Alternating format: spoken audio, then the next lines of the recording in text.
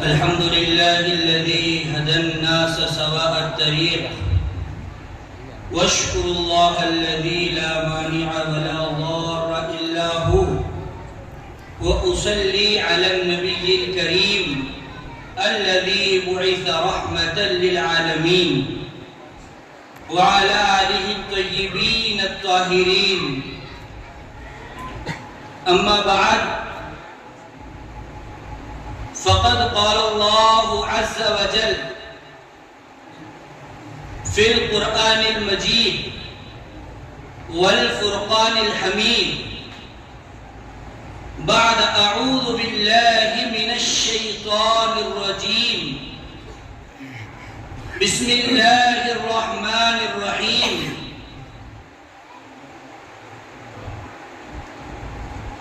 أطيعوا الله وأطيعوا الرسول وأولي الأمر منكم إلى آخره الآية.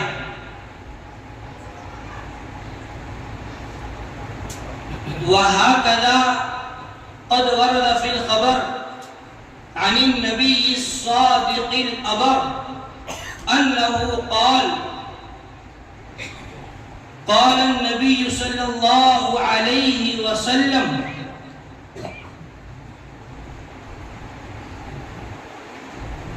فقيه واحد أشد على الشيطان من 1000 عابد.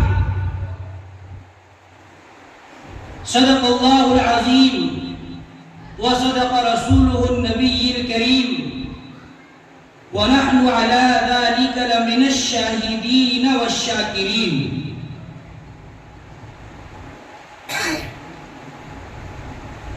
محترم و مکرم میرے انتہائی عزیز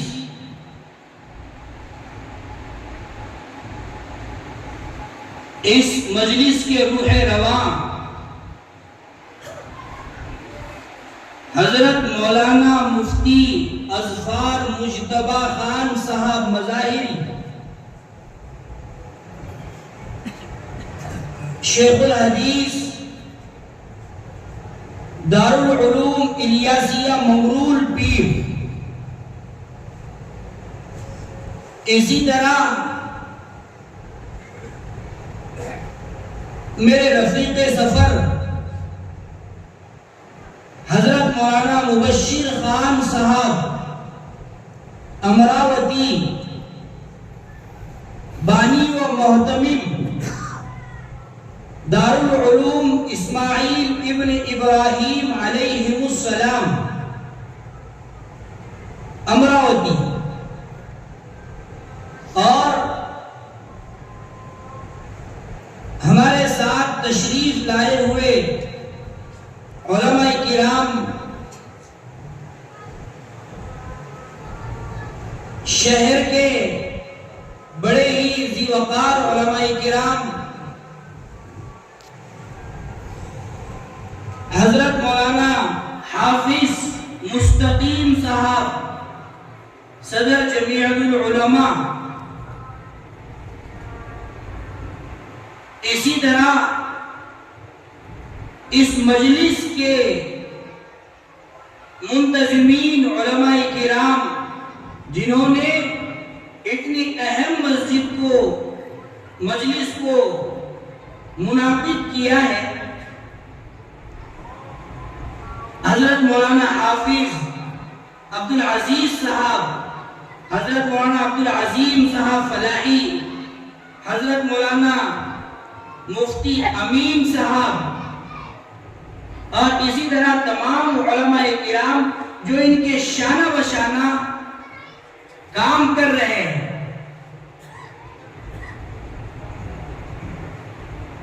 عزیزو، یہ ایک حساس موضوع ہے اور بہت زیادہ غور کے ساتھ، فکر کے ساتھ، توجہ کے ساتھ سننے اور سمجھنے کی ضرورت ہے. پوری باطل طاقتیں مجھے اور آپ کو مٹانے کے لیے نہیں، اسلام کو مٹانے کی شبانہ روز کوششوں میں مصروف کار ہے۔ ہم سو جاتے ہیں، وہ لوگ نہیں سوتے۔ قرآن نے کہا، مجھے اور آپ کو سمجھایا، یوں مانو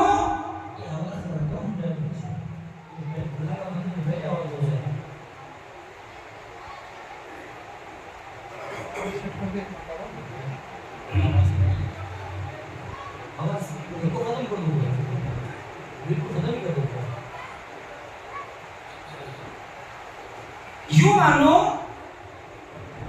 کہ آج سے 1400 سال پہلے نازل ہونے والی آیات، 1450 سال پہلے نازل ہونے والی قرآن کی آیات آج کے 2024 کے اندر کہ زندگی گزارنے والے جوان، بزرگ، متوسط عمروں والے تمام عمر کے مردوں سے، عورتوں سے، بچوں سے دامن پکڑ کر جھنجھوڑ کر سوال کر رہی ہے کہ ہم تمہارے لیے نازل ہوئی ہیں، ہم تمہاری اصلاح، فلاح، کامرانی کے لیے نازل کی گئی ہے۔ پوری باطل طاقتیں ایڑی چوٹی کا زور لگا رہی ہے اس کو ختم کرنے کے لیے، اسلام کو۔ میں اور آپ امپورٹنٹ جو ہے نا، اہمیت کے حامل جو ہوئے، وہ لیبل اسلام کا لگانے کی وجہ سے ہوئے حضور بات۔ میرے اور آپ کے پیشانی پر جو کلمہ، میرے اور آپ کے سینے پر جو کلمہ نصب کیا گیا ہے، لا الہ الا اللہ محمد رسول اللہ، اس کلمے کی برکت سے میں اور آپ اہمیت کے حامل ہیں۔ اس کلمے کی برکت سے اللہ نے یہ وعدہ کیا ہے، جب جب اس دنیا کے اندر میرا نام لینے والے، میرے نبی کا نام لینے والے زندہ رہیں گے، میں دنیا کے نظام کو چلاؤں گا۔ روز سنتے نہیں سنتے حدیث؟ ہر ہفتے والی اجتماع میں حدیث آتی نہیں آتی؟ یہ اہمیت میرے اور آپ کی ہے۔ میں اور آپ نے اس اہمیت کو نہیں سمجھا۔ یہ دنیا کی باطل طاقتیں کوششیں کر رہی ہے اسلام کو مٹانے کی۔ ہمیں یہ ہمارے ہم وطن ساتھیوں سے کوئی شکوہ نہیں، چلتی ہے اور پوری دنیا کو امن اور محبت کا پیغام دیتی ہے۔ ہماری بربادی کے اسباب یہاں متعین نہیں کیے جا رہے، ہماری بربادی کے اسباب یہاں طے نہیں کیے جا رہے، ہماری بربادی کے سامان، اسلام کے مٹانے کے سامان یہاں پر متعین نہیں کیے جا رہے۔ یہ تو عالمی لیول پر سازشیں چل رہی ہے۔ ہم سوئے ہوئے ہیں، ہم خواب غفلت میں ہیں۔ قرآن کہہ رہا ہے مجھے اور آپ کو یوں مانو کہ آج ہم تمام اس چیز کے ذمہ دار ہیں کہ ہم نے غفلت برتی تو فتنہ ہمارے اندر وجود صلاحیت کر گیا، ہم نے غفلت برتی تو فتنہ ہمارے جوانوں کے اندر آیا، ہم نے غفلت برتی تو فتنہ ہماری بچیوں کے اندر آیا، ہم نے غفلت برتی تو فتنہ ہمارے گھر تک آیا۔ ورنہ کیا حضور والا تاریخ ہماری شاندار ہے؟ ہم کس تاریخ کے ہیں؟ ہم کس تاریخ کے بروردہ ہے؟ ہم کن جیالوں کے نام لیوا ہے؟ ہم کن اسلاف کے ناموں پر جی رہے؟ پتہ ہے آپ کو؟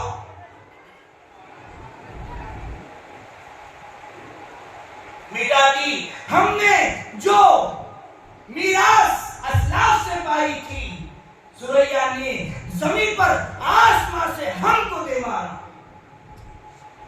کہاں سے مارا ہم کو دے؟ پوری دنیا پر حکومت کرنے والے ایمان والے، عدل انصاف کے ساتھ حکومت کرنے والے ایمان والے، لیکن جب ہم نے اپنا آپ کھویا، اپنا مقصد کھویا، اپنا مشن کھویا، تو ہم دنیا سے مٹا دیے گئے۔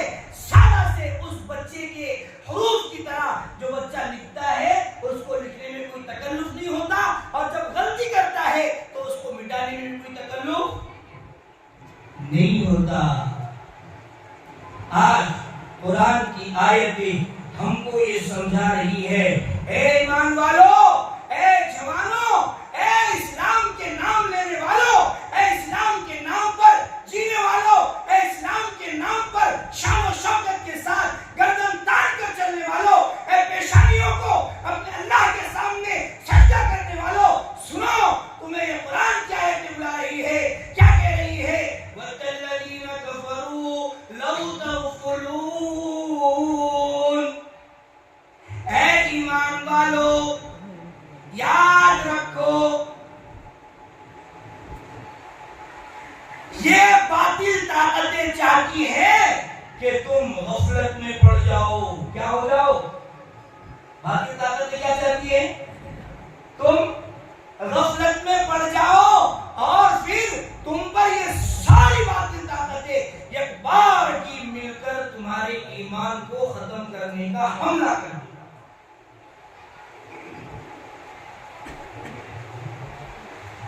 یہ آیتیں مجھے اور آپ کو سمجھا رہی ہے، ارے بھائی آج موقع ہے، آج سمجھنے کا، سمجھنے کا موقع ہے. اگر یہ موقع ہاتھ سے گیا اور یہ یہودیوں کے آنے کار بننے والے ہمارے معصوم جوان ہمارے ہاتھ سے نکل گئے تو اس کے ذمہ دار معاشرے میں بسنے والے تمام لوگ ہوں گے. کون ہوں گے؟ قرآن نے کہا نا، کل قیامت کے روز جہنمیوں سے سوال کیا جائے گا، کیا تمہارے پاس کوئی ڈرانے والا نہیں آیا، سمجھانے والا نہیں آیا؟ الم یاتکم نذیر. وہ لوگ، قرآن نے آگے کا نقشہ بیان کیا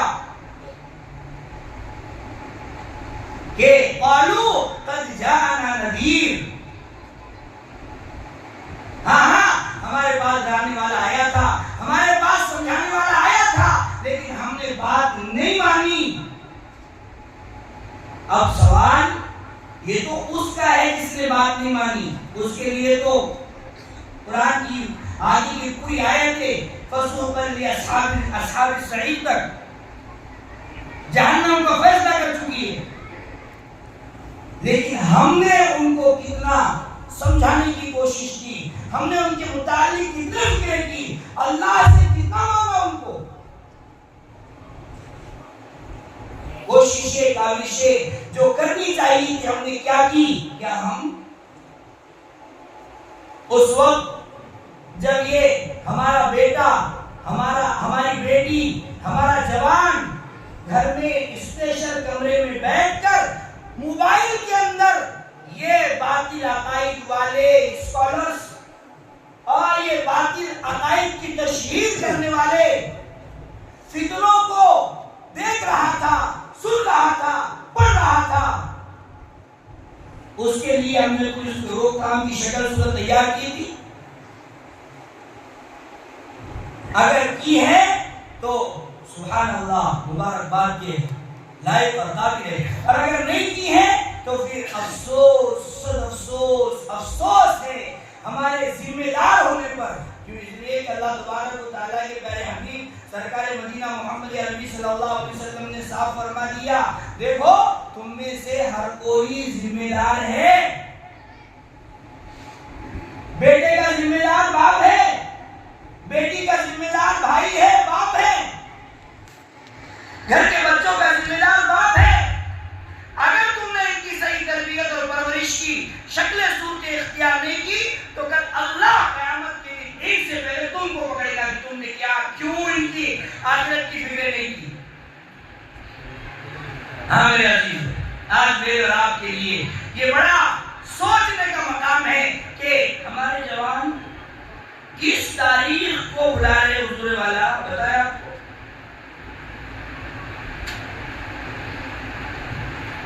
ہم جس امام کی اقتدا کرتے ہیں، کون سے امام ہے ان کا نام؟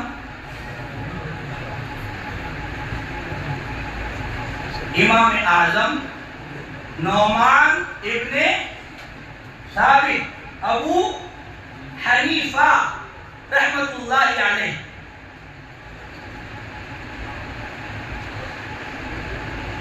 کب کے ہیں امام ابو حنیفہ؟ 2000 کے پہلے کے کیا؟ 1400 1300 ہجری کے کیا؟ 1200 ہجری کے کیا؟ کس امام کو ہم مانتے ہیں، کس امام کی ہم اقتدا کرتے ہیں؟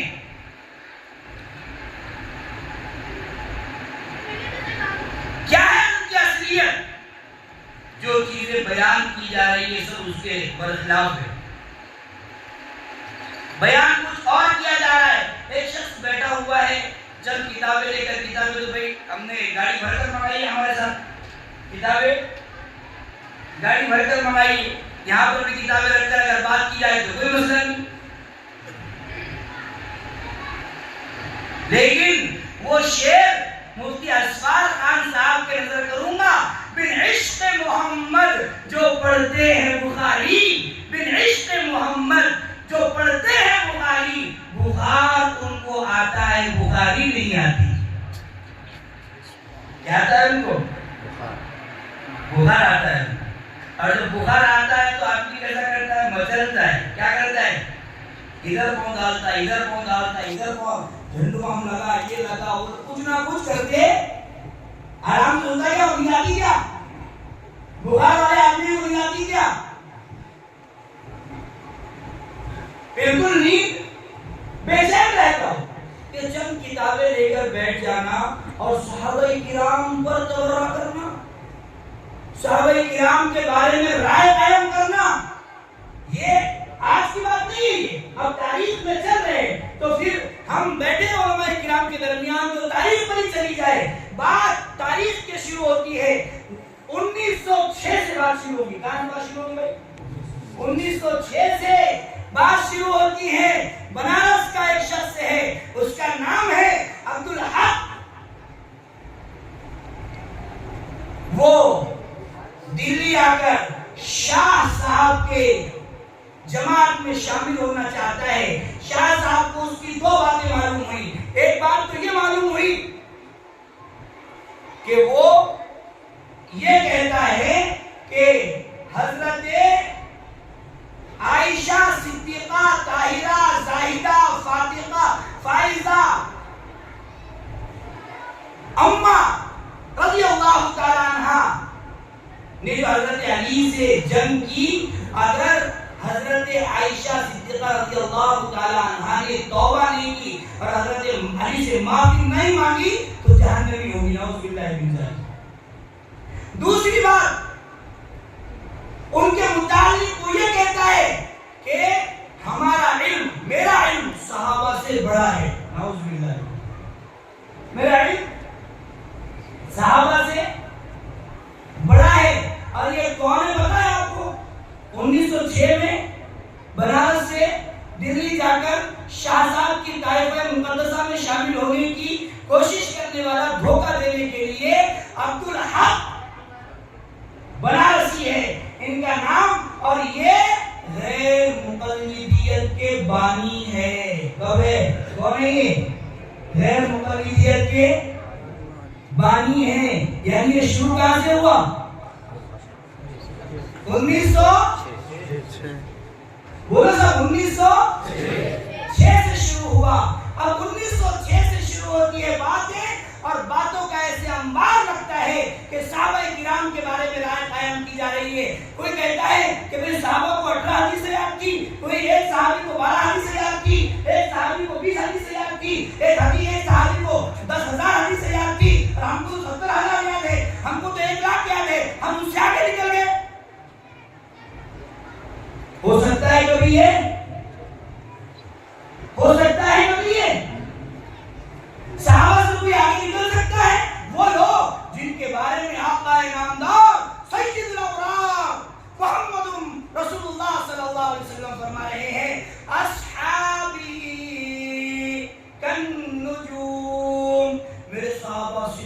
مانند ہے.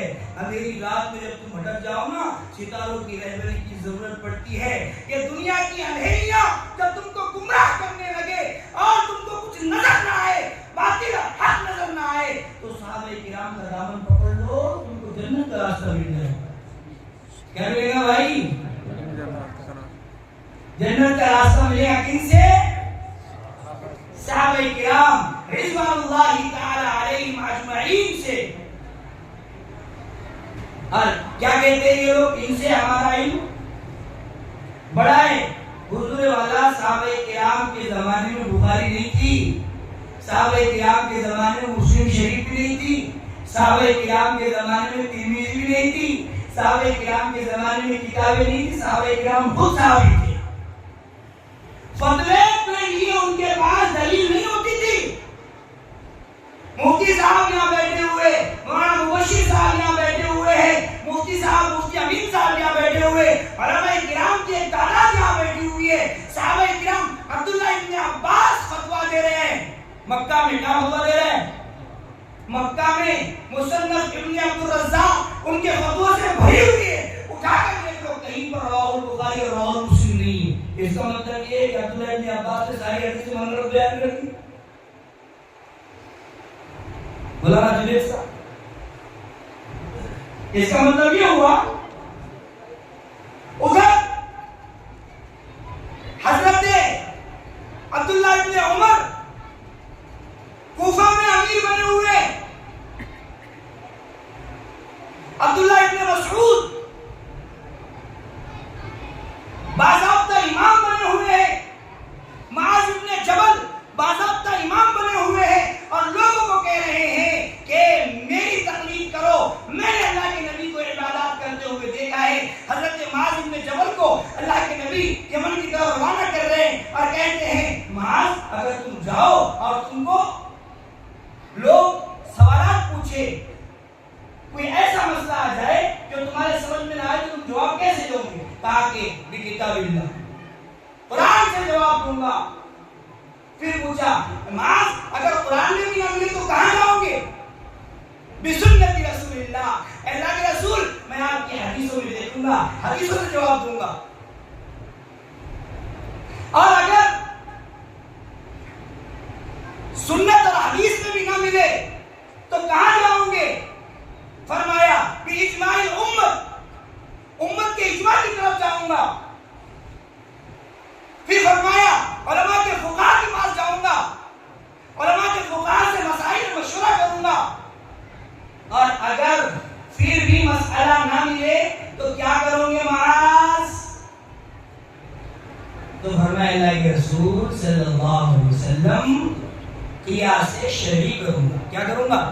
قیاس شرعی کروں گا, یعنی خوب مطالعہ کروں گا اور اس کے متعلق جو مسئلے کے بس وہ پیش ہے, خد و خال ہے, آرا ہے, وہ سارے مطالعہ کر کر انشاءاللہ اپنی ذاتی رائے قائم کروں. کیا کروں گا؟ اللہ کے رسول نے فرمایا, ایسے نہیں فرمایا کہ معاذ تو گمراہ ہو گیا, تو ایسے کیسے کہہ سکتا ہے کہ قیاس سے کام کرے گا؟ قیاس سے کام کیسے کرے گا؟ حضرت اللہ کے نبی صلی اللہ علیہ وسلم نے حضرت معاذ کے سینے پر ہاتھ رکھا اور دعا کی, اللہ اس کے علم کو محفوظ فرمائے, اس کے لیے مسائل کا حل کرنا آسان فرمائے. میرے عزیزو, جب یہ مسئلہ شروع ہوا تو سن کیا تھا؟ 1900. ہاں, یہ آپ کو ذہن میں رکھنا ہے بھائی. یہ جو تاریخ میں آپ کو بتا رہا ہوں یہ 1906 کی تاریخ ہے, اور آپ جس امام کی تقلید کرتے ہیں, آپ جس امام کو مانتے ہیں, وہ امام ایسا ویسا امام ہے نعوذ باللہ من ذالک. نیچے اوپر ہاتھ باندھنے کی ضرورت نہیں ہے, ادھر ادھر ہاتھ بڑھانے کی ضرورت نہیں ہے, نمازوں میں چیخنے چلانے کی ضرورت نہیں ہے. سارے مسائل امام اعظم ابو حنیفہ رحمت اللہ علیہ نے صحابہ کرام کے زمانے میں حل کر دیے. کس میں؟ بہت بڑی بات کہہ رہا ہوں, کس زمانے میں؟ صحابہ کرام رضوان اللہ تعالی علیہم اجمعین کے زمانے میں 12,90,000 مسائل کا استنباط کیا. کس کے زمانے میں؟ صحابہ کے زمانے. کتنے مسائل کا بھائی؟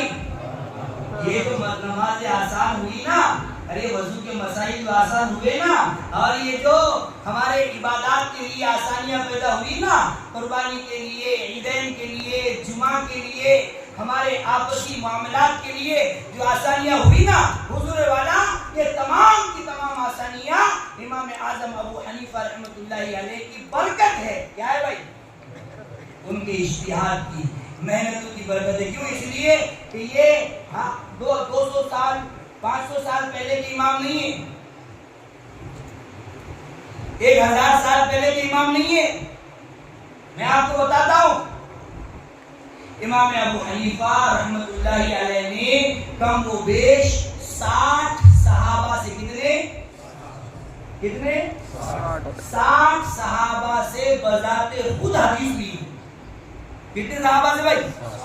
60 صحابہ سے. اور صحابہ میں سے کوئی بھی حدیث کے متعلق خیانت کرنے والا شخص نہیں تھا. نعوذ باللہ من ذالک. الصحابہ کلہم عدول, میرے صحابہ سارے کے سارے منصف ہے. کیا ہے؟ انصاف سے کام لینے والے, ناانصافی کرنے والے نہیں ہے, ڈنڈی مارنے والے نہیں ہے, باتوں کو چرانے والے نہیں ہے. میرے تمام کی تمام صحابہ منصف ہے. اور امام ابو حنیفہ, ایک قول کے مطابق امام ابو حنیفہ نے صحابہ کرام کا 30 سال کا زمانہ پایا. کتنے سال کا بھائی؟ 30 سال. دوسرا قول 40 سال, اور تیسرا قول 50 سال, یعنی نصف صدی کا زمانہ کس کا؟ صحابہ کا پایا ہے. صحابہ کرام سے خود حدیثیں پڑھی ہے. لوگ کہتے ہیں کہ امام ابو حنیفہ رحمۃ اللہ علیہ کو صرف 3 حدیثیں یاد تھی. کیا بولے؟ 3 حدیثیں. ایک نے بہت بڑا احسان کرا, 10 بول دیا. ایک نے بہت بڑا احسان کرا, اور تیسرے نے اس سے بڑا احسان کر کے اور 17 یاد کی پکی. کیا بولا؟ 17 کیا تھی؟ پکی تھی. اور دلیل, جس کو 17 حدیث سے یاد ہے ہم اس کی اقتدا کریں گے. جس کو 17 حدیث سے یاد ہے اقتدا ہم نہیں کرنا. کیا سوال یہ کرتے تو بابا ابھی تو پردہ تم نے اٹھایا ہی نہیں نا, تم تو وہی واٹس ایپ یونیورسٹی کی باتیں کرتے ہو. تم تو بخاری کے لیے موبائل نکالتے ہو, ہم تو بخاری کے لیے بخاری نکالیں گے انشاءاللہ. تم بخاری کے مسلم کے لیے موبائل نکالو, ہم مسلم شریف نکالیں گے انشاءاللہ. اور وہ مسائل جن کے اوپر امت کو گمراہ کیا جا رہا ہے, امت کو یتیم سمجھ کر امت کے اوپر ڈاکہ زنی کی جا رہی ہے, خدا کی قسم جب تک علماء دیوبند کے یہ بچے موجود ہیں اس وقت تک کو ڈاکہ ڈالنے کی اجازت نہیں ملے گی انشاءاللہ. جان دی جائے گی لیکن ڈاکہ زنی کی اجازت نہیں ملے گی. جو دلائل ہمارے پاس موجود ہے نا حضور والا, ایک ایک مسئلے کو آشکار کیا جائے گا انشاءاللہ. لیکن ہمارے حضرت مفتی اظفار مصطفیٰ خان صاحب مظاہری یہاں پر موجود ہے. ان کے سامنے میری یہ تمام باتیں محض سما خراشی ہے. میں مفتی صاحب کی اجازت سے یہاں بیٹھا ہوں, مفتی صاحب کے سامنے میں لگ رہا ہوں رحیم شہید, لیکن مفتی صاحب میرے بڑے بھائی ہیں. اللہ مفتی صاحب کی عمر میں خوب برکت عطا فرمائے, اور ایسے علماء حقانیین و ربانیین کا سایہ جن کے متعلق یہ کہنا بیجا نہیں بجا ہے کہ آیت من آیت اللہ علی العرش.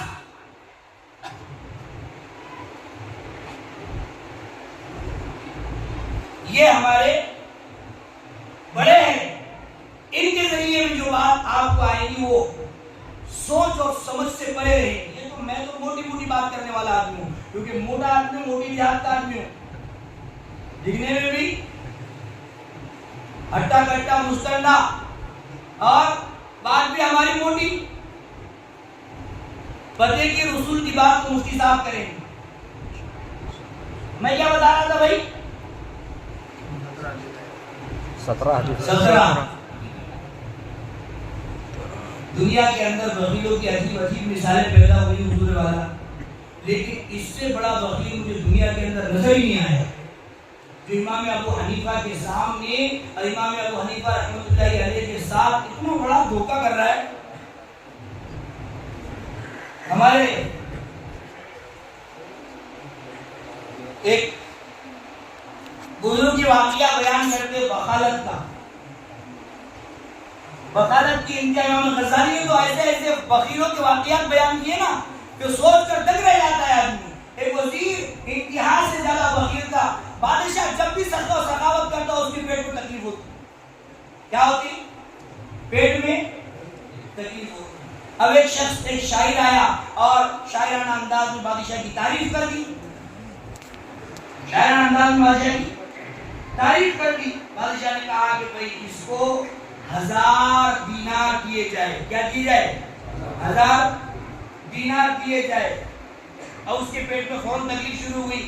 1 درہم پر 1 دینار پر تکلیف ہوتی، 1000 پر تو کیا کیا ہو رہا ہوگا سمجھ لو اندر۔ پیٹ پکڑ لیا زور سے۔ بادشاہ نے کہا کہ ہم نے بول دیا ہے مجھے اس میں دینا ہی پڑے گا۔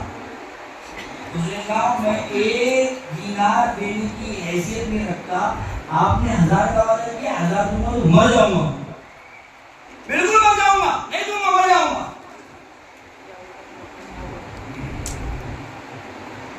بادشاہ نے کہا کہ کوئی راستہ بتا دے مجھے، کسی چھٹکارا پائے چلے جائے کم سے کم۔ اسے کہو کہ میرا ایک سوال ہے، اگر وہ میرے سوال کا جواب دے دے تو میں تجھے انعام دوں۔ وزیر کا ایک سوال کا جواب دے۔ وزیر نے سوال کیا، بادشاہ کے پورے جسم پر بال ہے، ہتھیلی پر بال کیوں نہیں ہے؟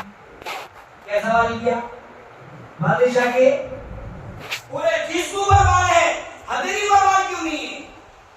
شاعر بھی شاعر ہوتا ہے بھائی، شاعر بھی شاعر ہوتا ہے۔ اس نے کہا ان کے ہتھیلی پر بال تھے لیکن اتنا لوگوں کو دیے، اتنا لوگوں کو دیے، دینے سے گھس گھس کے اوپر بال ختم ہو گئے۔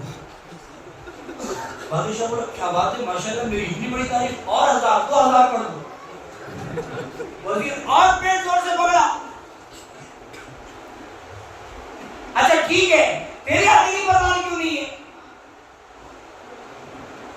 تیری ہتھیلی پر بال کیوں نہیں ہے؟ کہا کہ بادشاہ دیتے گئے اور میں لیتا گیا، میرا لیتے لیتے بال ختم ہو گیا۔ بادشاہ خوش ہوا، کیا بات ہے، میری تعریف ہو رہی ہے، آپ کی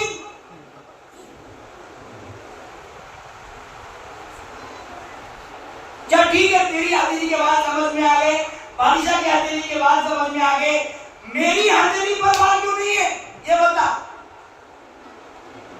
اس نے کہا بادشاہ سلامت دے رہے تھے، میں لے رہا تھا، اور آپ ہتھیلی مر رہے تھے، مر کے اوپر بات چل۔ بغالت کرنے والے انتہا سے زیادہ بخیل، بیچارے کمزور، چھوٹا سا دل، جلا سا ٹکڑا اور انتہا سے زیادہ کمزور ذہن کے لوگ ہوتے ہیں۔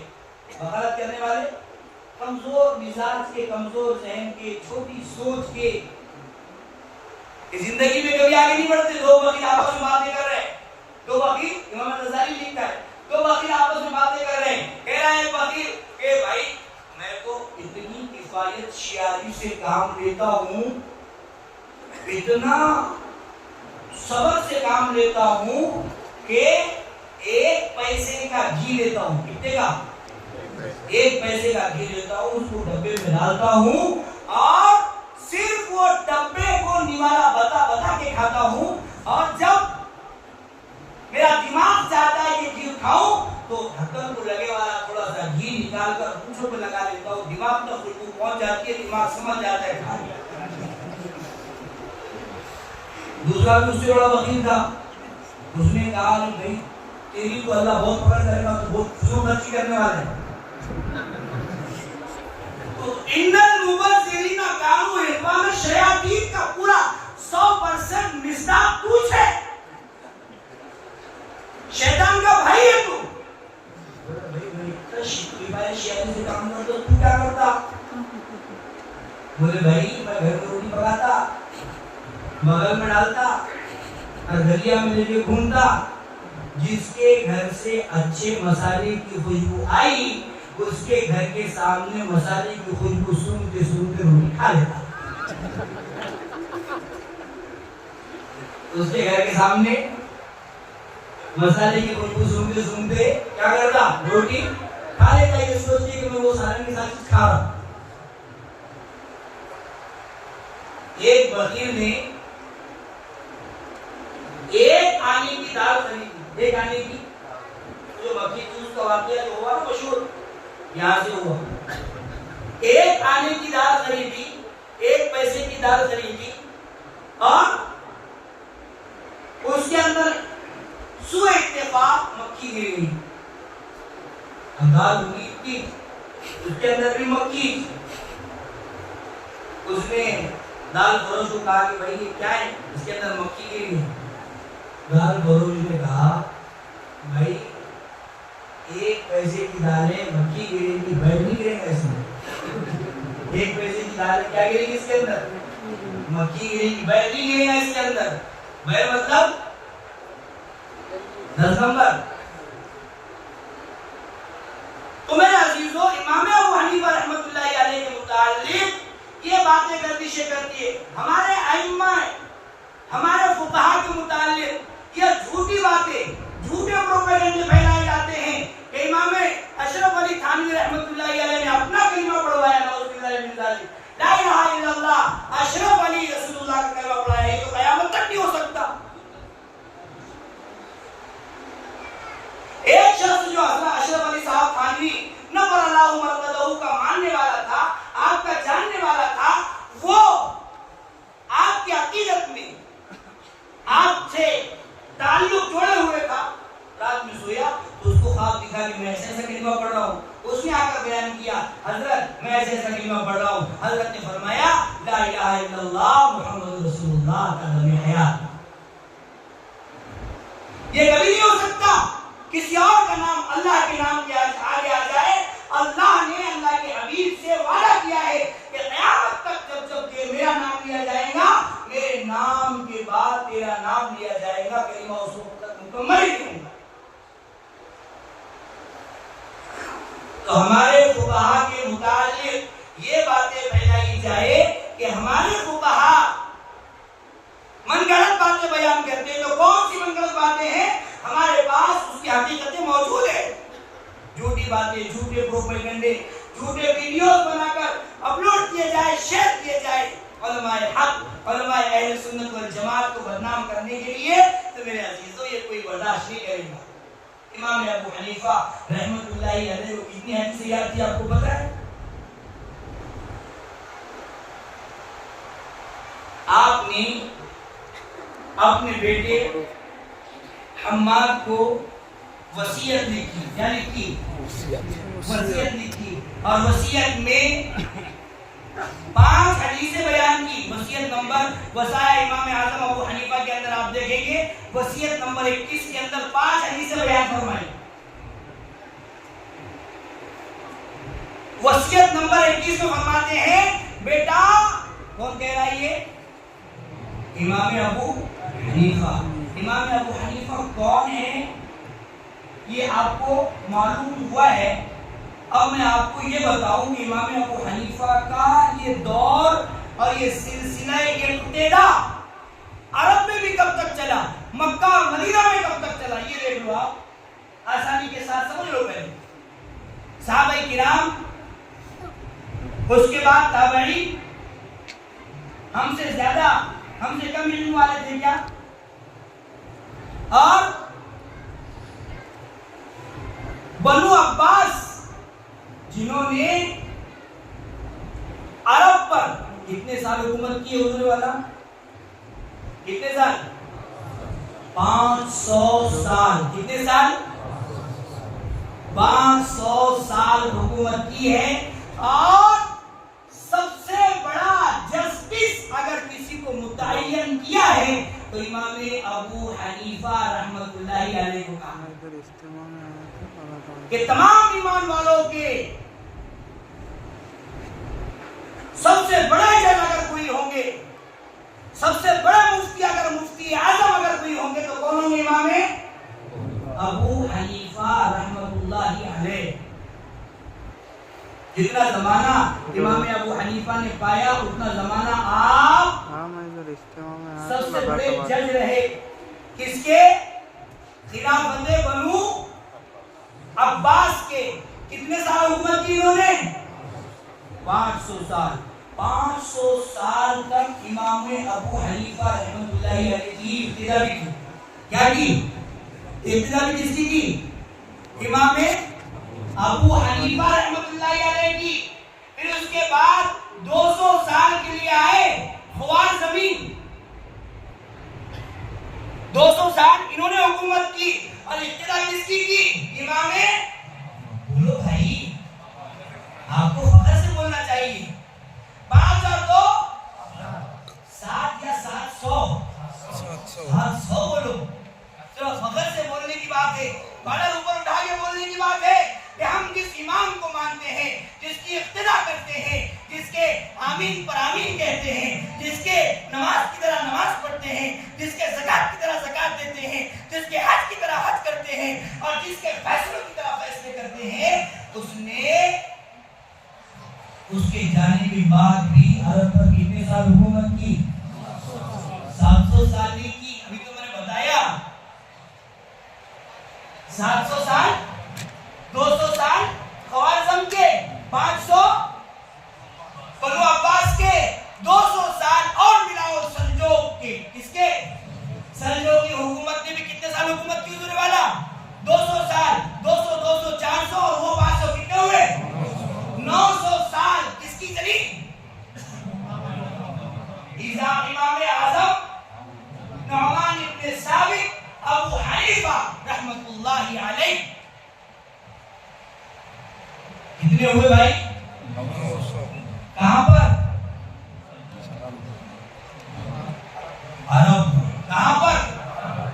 جہاں پر علم، جہاں سے بخاری لکھی گئی، جہاں سے ترمذی لکھی گئی، جہاں سے مسلم شریف لکھی گئی، جہاں سے ابو داؤد شریف لکھی گئی، جہاں سے تمام حدیث کی کتابیں لکھی گئی. کس کے دور میں لکھی جا رہی ہے؟ کس کے مسائل کے درمیان لکھی جا رہی ہے؟ کس کے حدیث کے سائے میں بیٹھ کر لکھی جا رہی ہے؟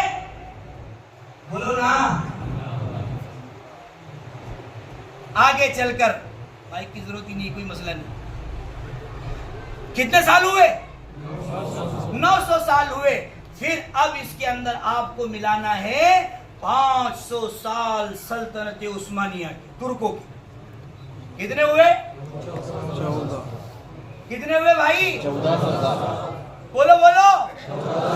1400 سال مکہ میں مقبولیت کے ساتھ، مدینہ میں، کوفہ میں، بصرہ میں، اہل عرب میں، پورے عرب میں، اور جہاں جہاں اس زمانے میں عجم میں، افریقہ میں، جس زمانے میں جتنا بھی دین تھا وہ تمام کی تمام 1400 سال تک کس کی اقتدا کرتے رہے؟ امام اعظم ابو حنیفہ رحمت اللہ علیہ کی. خانہ کعبہ میں امام کون؟ ابو حنیفہ رحمت اللہ علیہ کا ماننے والا. مؤذن کون؟ طالب علم کون؟ حج کو آنے والے کون؟ عمرے کو آنے والے کون؟ عبادات کرنے والے کون؟ سارے کی ساری عبادتیں ہو رہی ہے وہاں پر خانہ کعبہ میں. کس کے لیے؟ کس کے ذریعے؟ کس کے نہج پر؟ کس کے اصول پر؟ امام ابو حنیفہ رحمت اللہ علیہ کے اصول پر ہو رہی ہے. کتنے سال؟ اب سمجھ میں آیا؟ 1906. 1906 سمجھ میں آیا نہیں آیا بھائی؟ بہت ساروں کی سمجھ میں نہیں آیا ابھی. مولانا ابو بشیر صاحب 1906 समझ में आ गया? ये तो अभी का है। 1400 साल तो इमाम अबू हनीफा, इमाम अहमद बिन हंबल, इमाम मालिक और इमाम शाफई रहमतुल्लाह अलैह के चले हैं। इमाम शाफई के, इमाम अबू हनीफा के और उनके तमाम शागिर्दों के, इमाम मालिक के और उनके तमाम शागिर्दों के, इमाम अहमद बिन हंबल के और उनके तमाम शागिर्दों के चले हैं। कितने साल? 1400 साल। अब आपको तसल्ली तो ये हो गई होगी ना भाई कि हम सही इमाम के पीछे चल रहे हैं।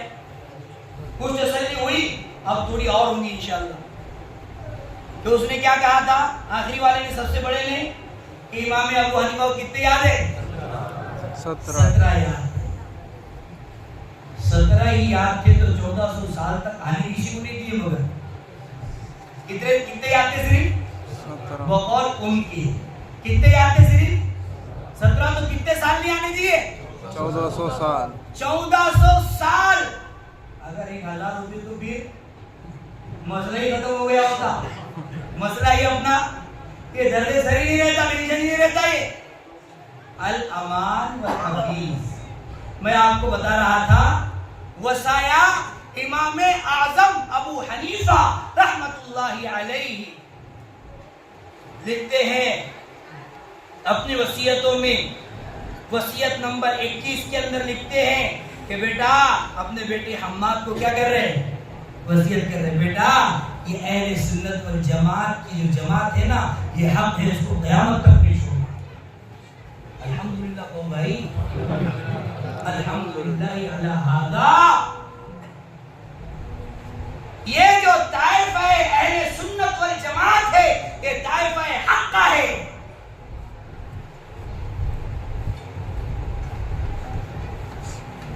ये सवाल आजम को पहुंची हुई जमात कौन सी जमात है? अहले सुन्नत वल जमात। 23वीं वसीयत में लिखते हैं हजरत,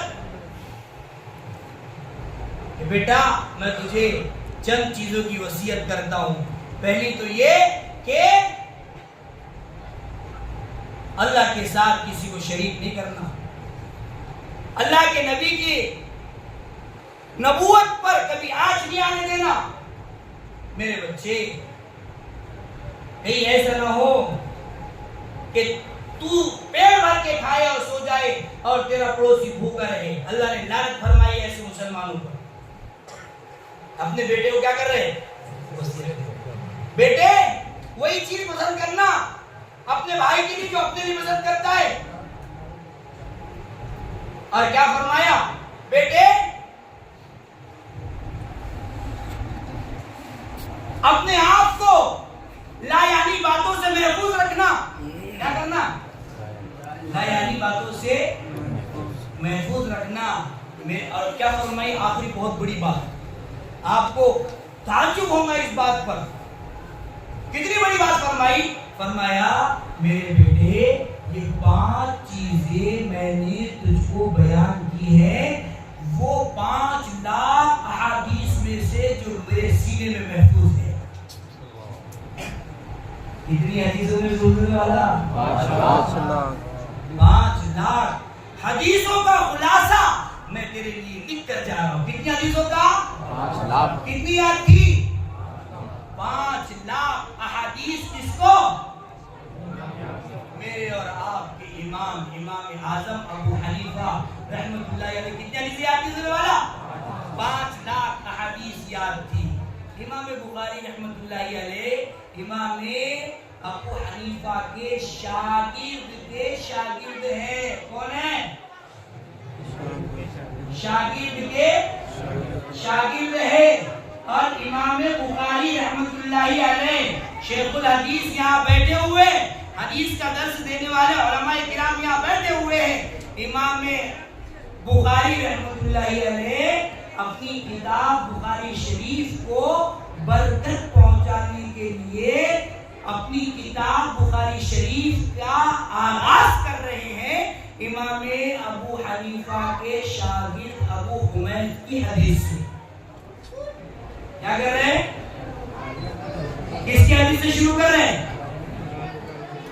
امام بخاری کے شاگرد ابو حمید بازو میں وہاں پر حاشیے میں اسماء رجال کے اندر پوری حقیقت حضرت حمید ساعدی رحمت اللہ علیہ کی لکھی ہے، پڑھ لینا، موبائل میں نہیں ملے گی، موبائل میں حدیث نمبر آتا، حاشیہ نہیں آتا موبائل میں، کیوں تو موبائل کے اندر جو مواد اپلوڈ کیا گیا ہے نا،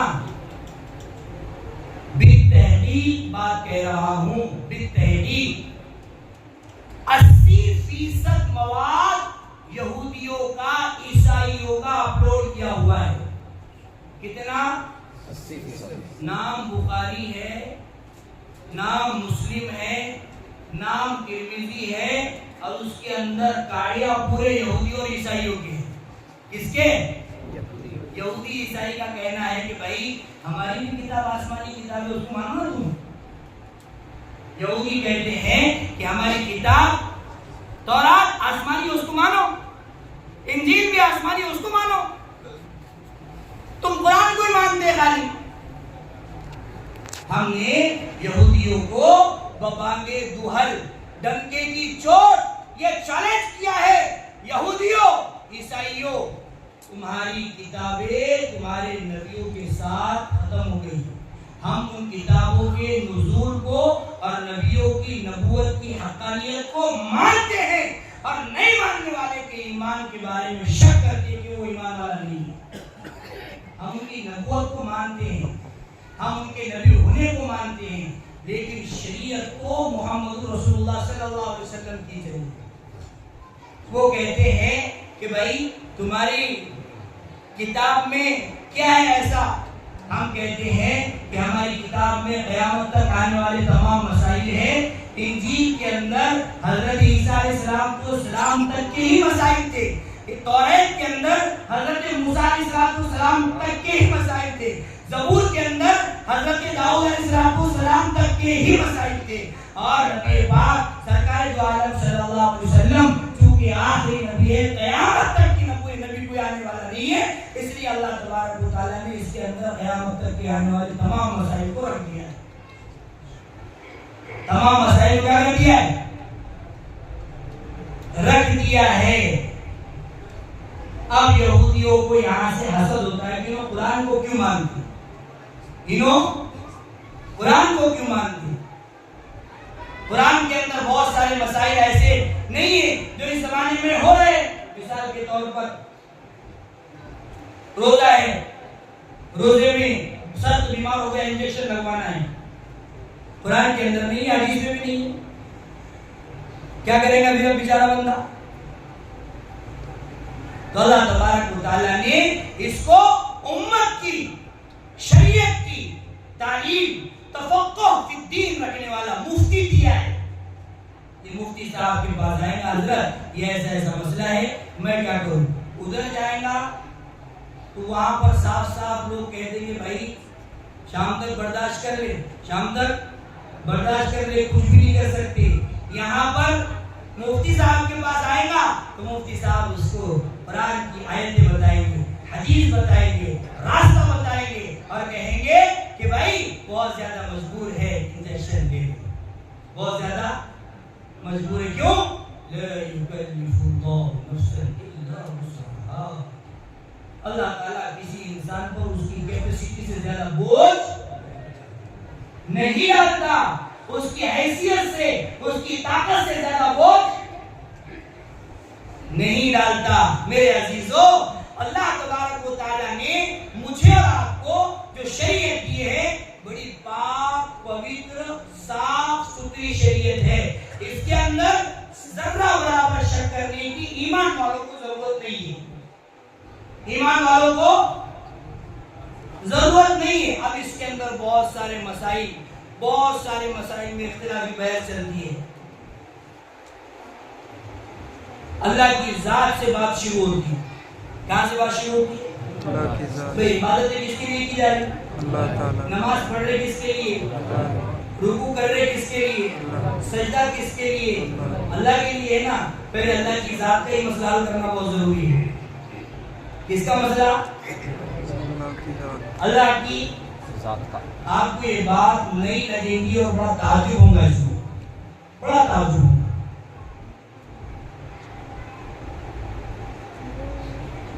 یہ لوگ جو تقلید کے منکر ہے یہ کہتے ہیں کہ تقلید شرک ہے، نعوذ باللہ من ذالک۔ کیا کہتے ہیں؟ تقلید کرنا شرک ہے۔ صحابہ کرام کو شرک نظر نہیں آیا، حضرت معاذ بن جبل کو نظر نہیں آیا، عبداللہ ابن عباس پوری دنیا کی سب سے بڑی تفسیر لکھنے والے قرآن کی، ان کو نظر نہیں آیا، عبداللہ ابن عمر کو نظر نہیں آیا، بڑے بڑے صحابہ کرام کو نظر نہیں آیا، جو لوگوں کو اپنی تقلید کروا رہے ان کو نظر نہیں آیا۔ اور نظر آیا تو کب آیا؟ 1400 سال تک کس کو ہی نہیں رہا، 1400 سال تک سب اندھے تھے۔ یہی لیے جانا والا بڑا چشمہ لگا کے آیا، ایسا چشمہ لگا کے آیا کہ بس بیچ میں کے سارے واسطے ختم ہو گئے، بس کیا کریں گا؟ تو بخاری ہے تو بخاری میں ہے تو مانتا۔ ارے بابا بخاری نہیں تھی، جب مسئلے تھے، مسئلے جو قرآن شریف پڑھ رہے ہیں نا، قرآن شریف پڑھ رہے ہیں نا، اس قرآن شریف پر جو اعراب زبر زیر پیش ہے نا، یہ کس نے لگایا پتہ ہے آپ کو؟ کس نے لگایا بولنا؟ حجاج ابن یوسف۔ اور اس کی تقلید میں ہم کیا کر رہے ہیں آج تک؟ پڑھ رہے نہیں پڑھ رہے قرآن؟ زبر زیر بدلا اپنے ہم نے رائے قائم کیے کہ الحمدللہ الحمدللہ ہونا تھا، الحمدللہ ہونا تھا، بدلے کیوں نہیں بدلا بابا؟ وہ نہیں آتا، موبائل پہ سننے والا ہوتا وہ نہیں آ جاتا، انگلش میں بخاری پڑھ رہے ہیں، کہیں گے بخاری پھر بخاری، بخاری سے بخاری پڑھو نا، کس سے پڑھتے؟ بخاری سے بخاری پڑھیں گے نا تو صحیح دین آئے گا، اور بخاری سے بخاری نہیں پڑھیں گے تو بھی کیا آئے گا؟ بولو نا، بخار آتا ہے، اور پھر اس کے ٹیمپریچر کی کوئی انتہا نہیں رہتی، آلہ لگائے کہ بھولی جاتا ہو، بخار کھانا لگائے کہ بھولی جاتا۔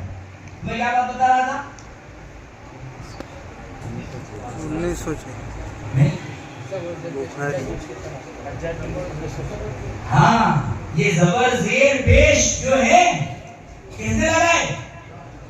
اب یہ زبر زیر پیش کو من وعن سیم ٹو سیم جو کا تو ویسے کی ویسے ہی پڑھنا بھی تقلید ہی ہے۔ کیا ہے؟ تو اگر تقلید معلوم نہیں کیا ہے تقلید؟ تقلید انہیں کو روزہ سے موبائل میں بیٹھ کے صحابہ کو گالیاں دینے والا، ہم عائشہ کی متعلق غلط رائے قائم کرنے والا، حضرت معاویہ کو بھونکنے والا، کتا کہنے والا، نعوذ باللہ من ذالک، اس سے حدیث پڑھیں گے ہم؟ صحابہ کرام کو تبرہ کرنے والا جس کا نام لینا میں اس مسجد کے اندر مناسب نہیں سمجھتا ہوں،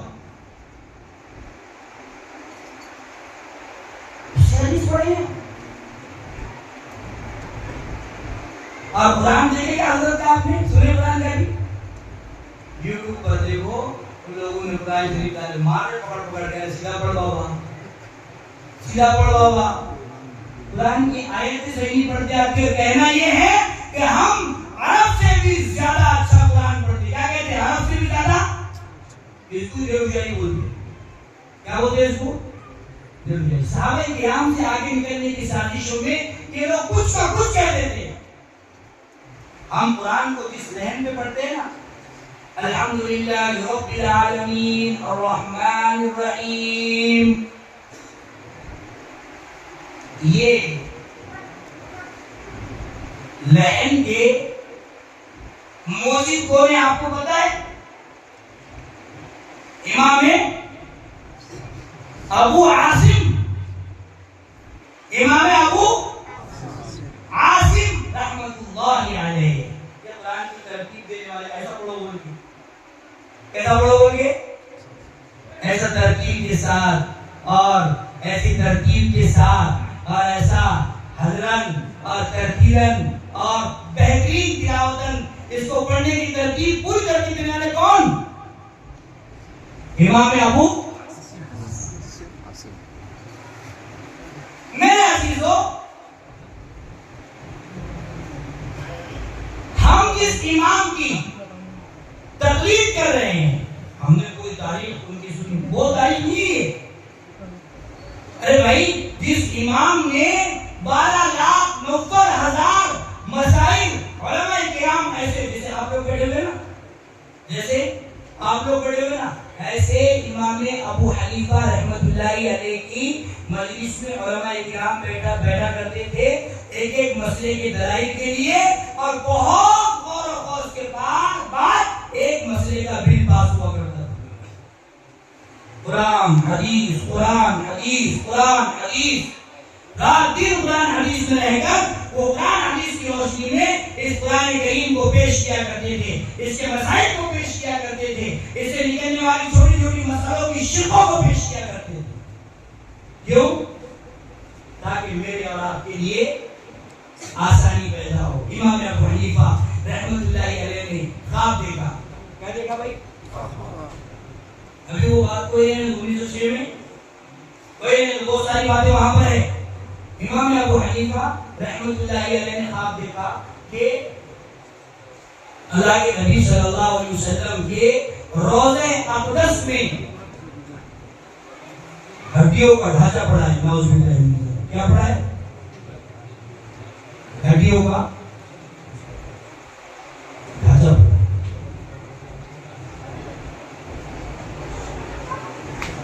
بڑے پریشان ہوئے. ہمارا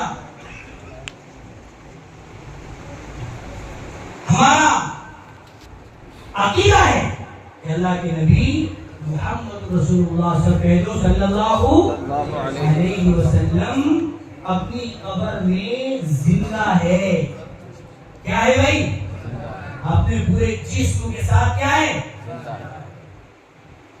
اسے کہتے ہیں عقیدہ حیات النبی. اس عقیدہ کیا کہتے ہیں؟ عقیدہ حیات النبی. یہاں سے ہم اگر سلام پیش کریں تو ہمارا سلام درود شریف کی شکل میں فرشتے لے جا کر پہنچاتے ہیں. کون لے جا کر پہنچاتے ہیں؟ فرشتے. اور اگر ہم براہ راست قبر پر جا کر کھڑے ہونا تو اللہ کے نبی صلی اللہ علیہ وسلم ہماری آواز خود سنتے ہیں.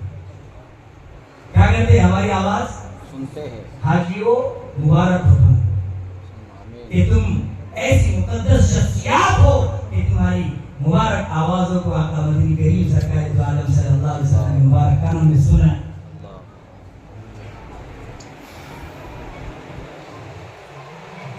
امام ابو حنیفہ رحمۃ اللہ علیہ بڑے پریشان ہوئے. ایک شخص کو بھیجا حضرت علی رضی اللہ تعالیٰ عنہ کے داماد امام ابن سیرین کے پاس. کس کے پاس؟ ابن سیرین. محمد ابن سیرین بڑے معبر ہیں، خواب کی تعبیر بتانے والے، بڑے تعبیر بتانے والے. کتاب بھی ہے نا، تعبیر الرؤیا کتاب ان کی بھی حضرت کی. ان کے پاس بھیجا، کہا کہ نام نہیں بتانا اور اس کی تعبیر پوچھ کرنا کہ ایسے ایسا مسئلہ دیکھا ہے. جب وہ شخص تعبیر پوچھنے کے لیے قریب پہنچا تو امام ابن سیرین رحمۃ اللہ علیہ نے اس سے کہا یہ خواب تو تو نے نہیں دیکھا، یہ خواب تو نے نہیں دیکھا، جس نے دیکھا ہے نام بتا. اس نے کہا حضرت صحیح بات ہے میں نے نہیں دیکھا، لیکن جس نے دیکھا ہے اس نے نام بتانے سے انکار کیا ہے. حضرت نے کہا اگر تو نام نہیں بتائے گا تو میں تعبیر نہیں بتاؤں گا. نام نہیں بتائے گا تو تعبیر نہیں بتاؤں. یہ بات حضور والا کہاں سے کہاں تک جاتی ہے، اور میرے ذہن میں وقت بہت کم ہے اور ذہن تو ایسا پھڑوں کی طرح دوڑ رہا ہے. مفتی صاحب وضو کر کے آگے اب مسئلہ حل نہیں کرنا پڑتا ہوں.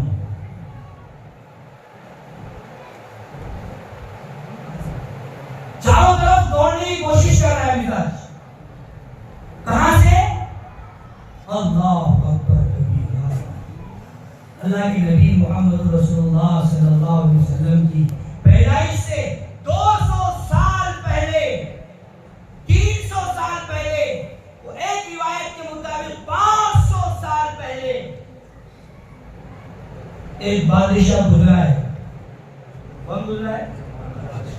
بادشاہ گزرا ہے، اس کا نام تھا بخت نصر۔ کیا نام تھا اس کا؟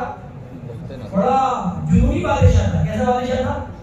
جنوبی بادشاہ۔ پوری دنیا کو اپنی مٹھی میں بند کرنے کے خواب سے پوری دنیا کو فتح کرنے کے لیے نکلا تھا۔ اللہ تبارک و تعالیٰ نے اس کو ایک خواب دکھایا۔ خواب کیا دیکھا؟ کہ ایک درخت ہے اور ایک درخت سے آسمان سے ایک بڑا پتھر گرا اور درخت پر گر کر درخت کو چورا چورا کر دیا۔ درخت کا ایک پتا سائڈ میں گرا، سوکھا پتا۔ کیسے؟ سوکھا پتا کہاں گیا؟ سائڈ میں گیا۔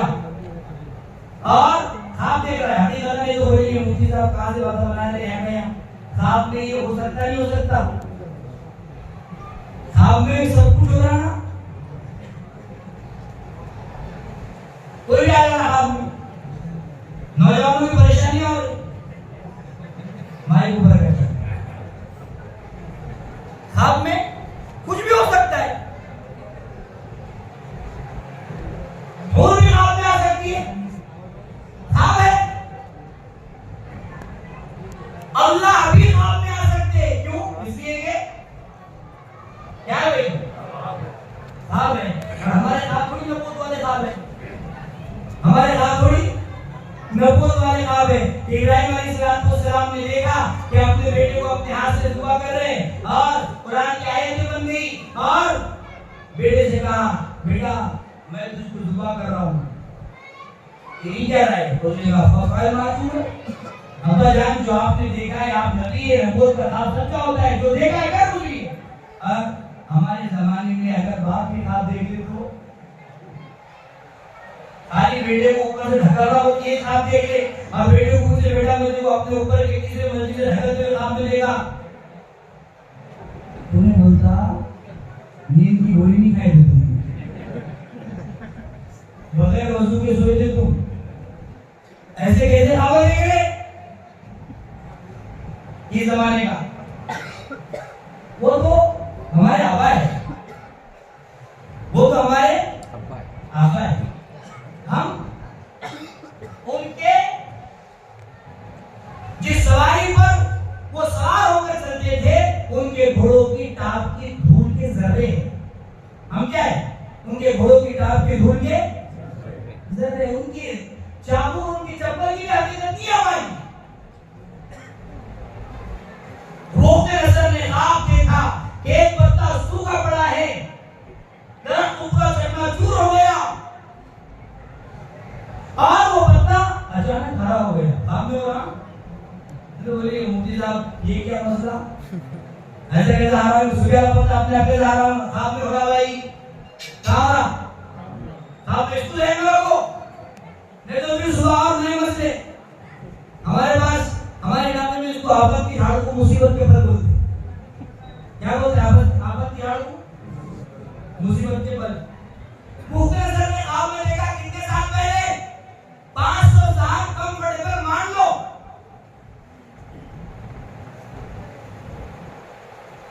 اور وہ پتا ہرا ہو رہا ہے، بڑا بھی ہو رہا ہے، پھیلتے پھیلتے پھیلتے وہ پتا پوری دنیا پر چھا گیا، ہرا ہو کیا ہو گیا؟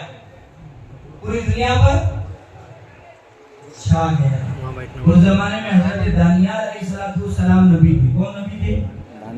حضرت دانیال علیہ السلام نبی تھے۔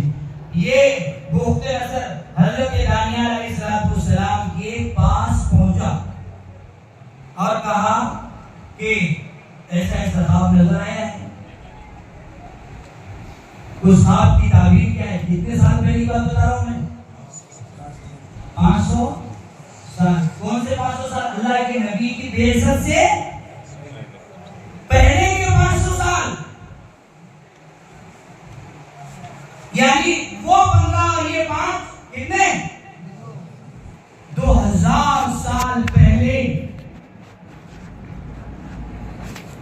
حضرت دانیال علیہ السلام ثابت کرنا میری ذمہ داری ہے. کتاب سے اس واقعے کو اس خواب کو ثابت کرنا کس کی ذمہ داری ہے؟ میری ذمہ داری. حوالہ میں انشاءاللہ دوں.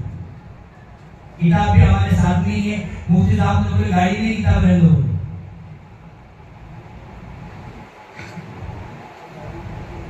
حضرت دانیال علیہ السلام کون ہے وقت کے؟ نبی. کون ہے وقت کے؟ نبی. اور وہ تعبیر بتا رہے کس کے خواب کی؟ بختنصر بادشاہ کے خواب کی تعبیر بتا رہے. کہا کہ آخری امت میں ایک نبی آئے گا. آخری تمام نبیوں کے آخر میں کون آئے گا؟ ایک نبی آئے گا. اور یہ کون کر رہا ہے؟ خواب کی تعبیر کون کر رہا ہے؟ حضرت دانیال وقت کے نبی ہے. وما ينطق عن الهوى. کوئی نبی اپنے دل سے کوئی بات نہیں کہتا. ان هو الا وحی یوحى. نبی وہی بات کہتا ہے جس کی الہا ہے وہی اللہ اس کی طرف کیا کرتے ہیں؟ اتارتے ہیں. اس لیے فرمایا ام عائشہ صدیقہ طاہرہ زاہدہ عتیقہ فائزہ رضی اللہ تعالی عنہا سے آقا مدنی کریم سرکار دو عالم صلی اللہ علیہ وسلم نے عائشہ اگر میں نیند میں بھی کچھ بولوں نا تو اس کو محفوظ کر لیا کرو کہ اس لیے کہ نبی نیند میں بھی چھوڑ دیں گے. سبحان نبی جھوٹ کا لفظی نعوذ باللہ لانے دھانے کی علامت ہے. جھوٹ کا لفظی نبوت کے لیے کیا آنے کی بات ہے بھائی؟ نعوذ باللہ کا جملہ لازم ہے. مثال کے طور پہ بھی نبوت کے لیے جھوٹ کا لفظ اگر استعمال کر رہے ہو تو پھر نعوذ باللہ لازم ہے واجب ہے فرض ہے. حضرت دانیال علیہ السلام نے فرمایا تمام نبیوں کے سلسلے کے ختم پر ایک نبی آنے والے ہیں. وہ خاتم الانبیاء ہوں گے. وہ نبیوں کے سلسلے کو مہر لگانے والے ہوں گے. ان کے بعد کوئی نبی نہیں آئے گا. وہ آخری نبی ہوں گے. اور ان کے اندر ان نبی کی امت میں ایک ایسا علم والا ہوگا اس نبی کی بکھری ہوئی شریعت کو جمع کرے گا. بکھری ہوئی شریعت کو جمع کرے گا. پھر مسئلہ بیان کرنے والے علماء کرام نے یہ غور و خوض کیا کہ آقا مدنی کریم سرکار دو عالم محمد رسول اللہ صلی اللہ علیہ وسلم کی تمام مسائل کو کس نے جمع کیا؟ مسائل بکھرے پڑے تھے, فضائل بکھرے پڑے تھے, احادیث بکھری پڑی تھی. ان تمام کو جمع کس نے کیا؟ امام اعظم ابو حنیفہ رحمۃ اللہ علیہ نے. وہ درخت کا پتا جو بخت نظر نے دیکھا وہ کون تھا؟ امام ابو حنیفہ رحمۃ اللہ علیہ. کتنے سال پہلے دیکھا ہے آپ؟ ہاں میرے یہاں تو آپ تو بھی دیکھا جا سکتا ہے. امام اعظم ابو حنیفہ رحمۃ اللہ علیہ کی خواب کی تعبیر ابن سیرین بیان فرماتے ہیں کہ یہ بڑے آدمی کا خواب ہے, تیرا خواب نہیں ہو سکتا. اس نے کہا ہاں یہ امام ابو حنیفہ رحمۃ اللہ علیہ کا خواب ہے, یہ بڑے مفتی اعظم کا خواب ہے, یہ بڑے جسٹس کا خواب ہے, بڑے جج کا خواب ہے. کہا کہ ابھی امام ابو حنیفہ نے مسائل کو جمع کرنے کا کام نہیں کیا تھا. یہ خواب کی تعبیر ابن سیرین نے دی. کہا کہ اللہ تبارک و تعالی امام ابو حنیفہ سے شریعت کے بکھرے ہوئے مسائل کو جوڑنے کا کام لے گا, ایک جگہ لا کر بیان کرنے کا کام لے گا, پوری امت کے اندر آسانیاں پیدا کرنے کا کام لے گا. فضائل زکات کے بکھرے پڑے تھے, مسائل زکات کے بکھرے پڑے تھے, ایک جگہ ایک کتاب میں ایک ہی مقام پر محفوظ کیا. ان کا نام کیا ہے بھائی؟ امام اعظم ابو حنیفہ رحمۃ اللہ علیہ کا ہم پر بے پناہ انعام و احسان ہے کہ تمام مسائل کو کیا کر دیا, لا کر ہمارے لیے آسان کر دیا. یہ تو ہماری نماز مکمل نہیں ہوئی تھی. کیا مکمل نہیں ہوئی تھی؟ نماز کہاں کر رکی پتہ ہے آپ کو؟ مفتی صاحب بیٹھے ہوئے. نماز رفع یدین سے شروع نہیں ہوتی نا, نماز آمین بن جہاز سے شروع نہیں ہوتی نا, نماز فاتحہ خلف امام سے شروع نہیں ہوتی نا. نماز تو تکبیر تحریمہ سے شروع ہوتی ہے. کہاں سے شروع ہوتی ہے بھائی؟ تکبیر تحریمہ سے. حدیث کے اندر ہے جب امام امامت کرے تو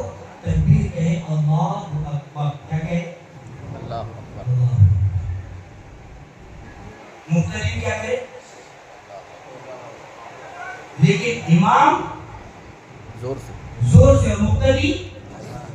اب پورے قرآن میں پورے حدیث کی کسی بھی ضعیف کتاب میں یہ لکھا ہوا بتا دے کہ امام مقتدی بھی آہستہ سے تکبیر کہے, مقتدی بھی آہستہ سے تکبیر کہے.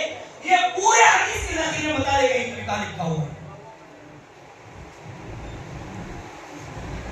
ماحول کو شانت کرنے کے لیے یہ حدیث کا مسئلہ اور اجتہاد امام ابو حنیفہ نے کیا کہ بھئی اگر امام کہیں گا مسجد کے اندر, کئی مسجد میں یہاں 2000 ہے, کئی مسجد میں ہو سکتا ہے 10,000 لوگ ہو, امام کہے اللہ اکبر, پہلے سب والے کہے اللہ اکبر زور سے, اس کے بعد میں سب والے کہے اللہ اکبر, پھر بھی جو لوگ سن رہا ہے کتنا بڑا شور اٹھے گا, نہیں اٹھے گا شور, کیا ہوگی پھر قرات میں غلط ملت ہوں گا.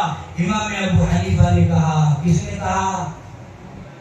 امام بخاری کی حدیث میں یہ نہیں ہے, امام ترمذی نے اس کو بیان نہیں کیا, باب قائم کیا, حدیث بیان نہیں کی اس کے متعلق کوئی, اور باب محدثین کا اجتہاد ہے. باب کیا ہے؟ ترجمۃ الباب محدثین کا اجتہاد ہے. وہ اپنا مسلک ثابت کرنے کے لیے کبھی کبھی اس کے اندر احادیث بھی لے کر آتے ہیں. یہ نئی بحث شروع ہو جائے گی. میں آپ کو بتانا ایک بات چاہ رہا ہوں کہ مسئلہ آنے کے تو شریعت کا پورے نماز ہی نا اصل چیز, الصلاۃ عماد الدین, نماز دین کا مین کالم ہے. کیا ہے نماز دین کا مین کالم ہے. جس نے نماز قائم کیا اس نے دین قائم کیا, جس نے نماز چھوڑ دیا اس نے دین کو ڈھا دیا, ہے نا حدیث. اب مین کالم کی نہ تکمیل کسی حدیث میں بھائی کبھی بھی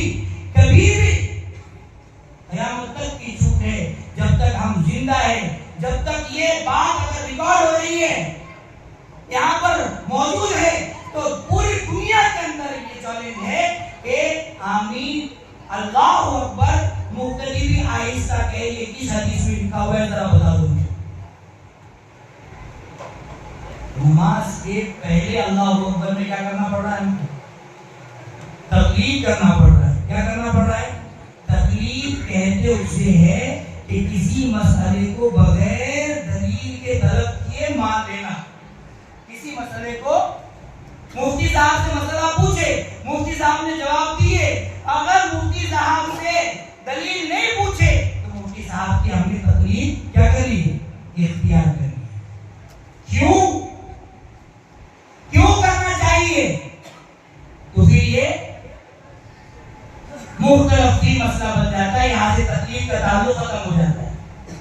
تو لفظ اللہ اکبر سے کیا ہو رہا ہے؟ ابھی نماز کے اندر ہی بات چلے نا حضور والا تو رات پوری نکل جائے. پھر اللہ کی ذات پر میں آیا تھا. اللہ کی ذات کے بارے میں ان لوگوں کا عقیدہ یہ ہے کہ اللہ تبارک و تعالی عرش پر ہی موجود ہے. کہاں موجود ہے؟ عرش پر ہی موجود ہے. آپ کیا مانتے بھائی؟ اللہ ہر جگہ موجود ہے. اب وہ لوگ دلیل یہ پیش کرتے ہیں کہ ثم استوى على العرش, یا قرآن کی ایک آیت ہے, کون سی آیت ہے؟ ثم استوى على العرش یا فاستوى على العرش.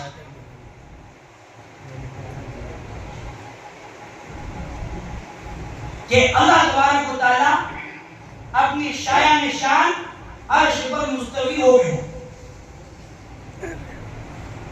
دوسری بات یہ کہتے ہیں کہ جب بھی دعا مانگتے تو ہاتھ اوپر کر کے مانگتے. کیا بولتے؟ ہاتھ کہاں کر کے مانگتے؟ اوپر کر کے مانگتے. اور کہتے ہیں کہ جب اوپر ہے تو اوپر کر کے مانگتے. اس کے لیے ان کی ایک عقلی دلیل ہے اور ایک قرآن کی نقلی دلیل ہے. لیکن ہمارے علماء دیوبند پر قربان جائے حضور والا بہت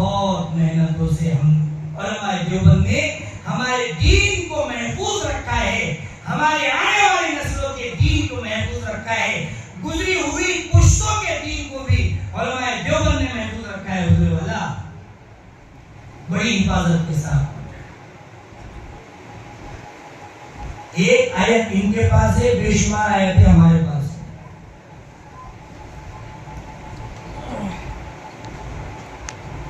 نحن اقرب الیہ من حبل الورید، کہ اللہ فرماتا ہے کہ میں انسان کے شہ رگ سے زیادہ قریب ہوں. کہاں کی یہ آیت؟ اینما کنتم، تم جہاں کہیں ہو میں تمہارے ساتھ ہوں، میں تمہارے. قرآن کی آیت اللہ تبارک و تعالیٰ فرماتے ہیں کہ اگر تم ایک ہو تو تم میں سے دوسرا میں ہوں، تین ہو تو چوتھا میں ہوں، تم میں سے اگر کوئی کم کتنا ہی ہو تو اس کے ساتھ میں ضرور ہوں، اس کے ساتھ میں. بے شمار آیتیں ہیں میرے عزیزوں. اللہ تبارک و تعالیٰ ہر جگہ حاضر و ناظر ہے. اور دوسری بات، بس میری بات مکمل کر رہا ہوں، مفتی صاحب کی بات شروع ہوگی. مفتی صاحب کی بڑی کلیدی بات ہوگی، سمجھنے والی بات ہوگی اور بہت اہم بات ہوگی. اصل بات دیکھو، ہماری کمزوری یہ ہے کہ ہم سننا ہی نہیں چاہتے. ہم کیا کرنا نہیں چاہتے؟ سننا نہیں چاہتے. اپنے علماء کو، حق بیان کرنے والوں کو سننا نہیں چاہتے، تو پھر باقی تم کو زبردستی تمہارے وچار سے، تمہاری ویڈیو سے، تمہارے ہاتھ سے، تمہارے فون میں ہماری کرا کے سناتا ہوں. ہمارے گھر میں، ہمارے فون میں، ہمارے وچار سے ہم سے کیا کروا رہا ہے؟ ہماری کروا رہا ہے کہ سنو.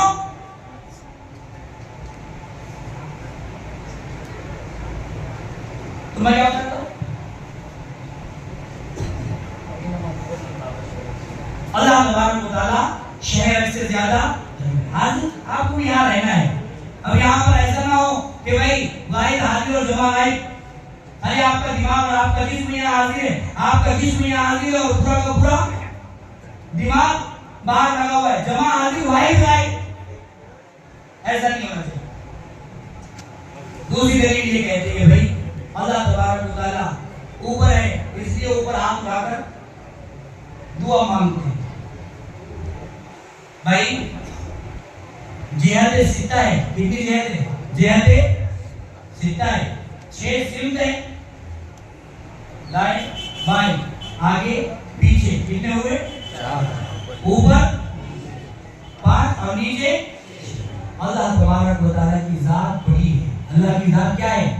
بڑی ہے. اللہ تعالیٰ کے لیے صفات علیہ کا استعمال کیا جاتا ہے. اس کا وہ صفات جو بالکل عالی ہے، ان صفات کا استعمال کیا جاتا ہے. اس لیے صفت، یہ 6 جہتوں میں سب سے عالی صفت کون سی ہے؟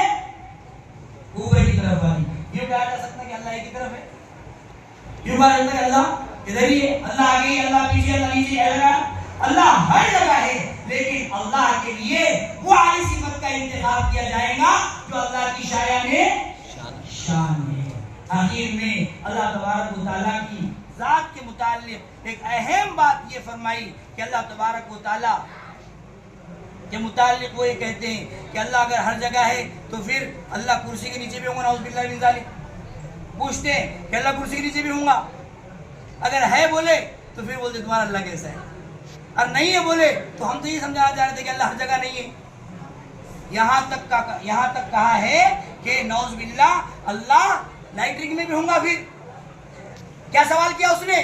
اللہ کہاں پر ہوں گا؟ لائٹرنگ میں بھی ہوں گا. نعوذ باللہ من ذالک. اس کا جواب علماء دیوبند نے کیا پیارا دیا ہے حضور والا. فرمایا، شیخ فرماتے ہیں، فرمایا کہ دیکھو جو سوال کرنے والا ہے یہ حافظ قرآن ہے. حافظ قرآن ہے، اس کے سینے میں قرآن موجود ہے، جسم کے ساتھ موجود ہے یا صرف بغیر جسم کے موجود ہے؟ نہیں، جسم کے ساتھ تو یہ قرآن رکھا ہوا ہے، وہ جسم کے ساتھ. ایک الماری کے اندر 10 قرآن رکھے ہوئے. کتنے قرآن رکھے ہوئے؟ 10 بیٹھ سکتے تھے. 10 قرآن اس کے اندر رکھے ہوئے ہیں. اب اس کے اندر جسم والے ہیں پورے, ہے نا, ورق والے ہیں. اب اس کے اندر ہم 11واں بٹھا سکتے کیا؟ کیوں؟ اس لیے کہ آلریڈی اس کے اندر 10 ہے اور جسم والے ہیں. یہ قرآن کو لے کر حافظ صاحب اگر بیت الخلاء میں گئے تو لوگ کیا بولتے؟ مارتے کی نہیں پکڑے گے؟ مارتے نا بھائی. یہ قرآن اٹھا کے لے کر گیا میں, اگر بیت الخلاء میں جاتے کو سب کچھ دکھ گیا, لوگ کیا بولیں گے؟ ارے مولانا پاگل ہو گئے, کہاں لیا قرآن, لاؤ ادھر, چھین لیں گے ہاتھ میں سے. کیوں؟ اس لیے کہ جسم والا ہے. اس لیے کیا ہے؟ جسم والا ہے. اور حافظ صاحب کے سینے میں بھی کیا ہے؟ قرآن ہے. حافظ صاحب کے سینے میں بھی قرآن ہے. اور حافظ صاحب اگر بیت الخلاء میں جائے تو کیا وہ قرآن لے کے نہیں جائے؟ لے کے جائے قرآن. 6666 آیت ان کے سینے میں لے کے جا رہے کہ جا رہے بھائی؟ جا رہے. تو ابھی آپ کو کیا کرنا پڑے گا؟ سینہ جب بیت الخلاء آیا سینہ پھاڑنا پڑے گا, قرآن نکالنا پڑے گا, رکھنا پڑے گا اور پھر جانا پڑے گا. آپ کے ذہن میں سوال آ رہا ہوگا اس کا حل کیا ہے؟ پھر حافظ صاحب کیسے جانا؟ پورے حفاظ اکرام بیٹھے ہوئے کل سے وہی کیمرے لگ جائیں گے, جاتے کی نہیں, جاتے کی نہیں. قرآن لے کے آ رہے نا بھائی, بڑا مسئلہ ہے, ہماری عقیدت کا مسئلہ ہے, ہماری محبت کا مسئلہ ہے, قرآن کے ساتھ انسیت کا مسئلہ ہے, قرآن کے ساتھ تعلق کا مسئلہ ہے, قرآن کی پاکی کا مسئلہ ہے, قرآن کی طہارت کا مسئلہ ہے. اللہ فرما رہا ہے کہ قرآن کو بغیر پاکی کے چھو بھی مت, ناپاک جگہ پر لے کر جائے تو جو قرآن ہاتھ میں لے کر جائے وہ جسم والا ہے, اور جو قرآن حافظ صاحب سینے میں لے کر جا رہے ہیں وہ بغیر جسم والا ہے. وہ کیا ہے؟ بغیر جسم والا ہے. اللہ کی ذات بھی بغیر جسم کے ہے. اللہ کی ذات کے لیے کوئی جسم نہیں ہے. اللہ کی ذات جس طرح قرآن حافظ صاحب کے سینے میں ہر جگہ موجود ہے, اللہ کی ذات بھی ہر جگہ. سمجھ میں آیا نہیں آیا بھائی؟ ہے نا بھائی سمجھ میں؟ انشاءاللہ اس سے اور بہترین انداز میں مفتی صاحب کے ذریعے سمجھ میں آئے گا. باتیں بہت ساری نکل رہی ہے اور باتیں الگ الگ ٹاپک پر جا رہی ہے. اللہ تعالیٰ سے میں دعا کرتا ہوں کہ اللہ تعالیٰ ہم تمام امت کی اور بالخصوص علماء حقانیین اور ربانیین کی خطرناک فتنوں سے حفاظت فرمائے. فتنہ باطلہ ضالہ اور مرتدہ تمام سے امت کی حفاظت فرمائے. اور ایک اہم بات یہ ہے کہ بھائی جن لوگوں کو مرزا جہلوی کے متعلق کچھ بھی سوال کرنا ہو, ان کی ویڈیو سے متعلق کمپیئر کر کے کچھ بھی سوال کرنا ہو تو آپ بھری مجلس میں سوال کر سکتے ہیں, یا پھر ہم کو پرسنلی بیٹھ کر معلوم کر سکتے ہیں. انشاءاللہ ہم کوئی مسئلے کے اندر الجھائے بغیر, کوئی تیز ہوئے بغیر, کوئی جذبات میں آئے بغیر انشاءاللہ تمام سوالات کے جوابات حتی الوسع و حتی المقدور دینے کی کوشش کریں گے انشاءاللہ. ٹھیک ہے نا بھائی؟ اللہ عمل کی توفیق عطا فرمائے.